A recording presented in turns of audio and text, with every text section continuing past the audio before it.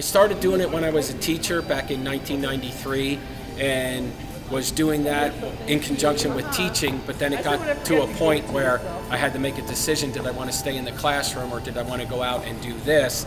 And I always knew that once it got to that point that I was going to choose this, because in just the 3 years that I've been retired, I didn't call it retirement, I called it expanding my classroom.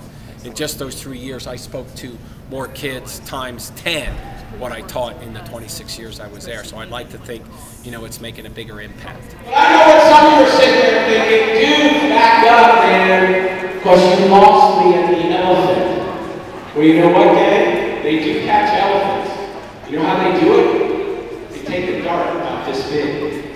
They fill it with the right drug, and the world's biggest, strongest animal. An animal that was born to be unstoppable. Because of the drug, the elephant becomes stoppable. This is my stoppable elephant in the picture. Which brings me to my next point.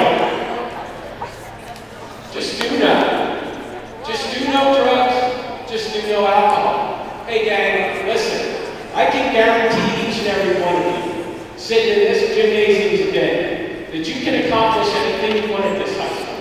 From being a high school All-American, to going to college on a scholarship, to having a successful business, to be married to the same beautiful woman for almost 30 years. Yeah. To getting to travel around the country and live your dream, to hosting a national TV series.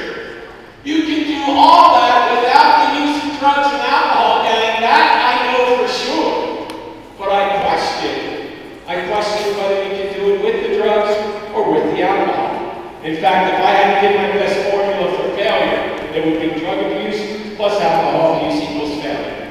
Failure at home, failure at school, failure in relationships with the opposite sex, failure of your liver, failure of your heart, failure of your brain. Well, stories are effective because you remember stories. If I say Three Little Pigs, Pinocchio, Snow White and the Seven Dwarfs, images instantly come to your head. You remember stories, and I found that to be true when I was teaching. The kids remembered it, and so the power of those stories, I started telling stories on a Friday, but after 26 years of telling them stories, it went from telling them stories to they actually became the stories, and that's what the book's about. That's what the program's about too. And kids relate to it because I'm hoping that at some point in the presentation, kids figure out he's not talking about someone else, he's talking about me, that's me. But it's through a third person, and so it's not as in your face, so to speak, to the kids, and I think that's why they respond the way they do. Most rewarding part for me will be tomorrow and the next week or so. I'll get emails and Facebook messages from the kids, tons of them. How much they like the assembly and thank you for coming, and they share their stories with me, and I've got a stack of stuff at home. I try to save all those and try to respond to every one. But that's what's most rewarding is hearing how the kids, how it affected them and how they remember it, and that's what it's all about.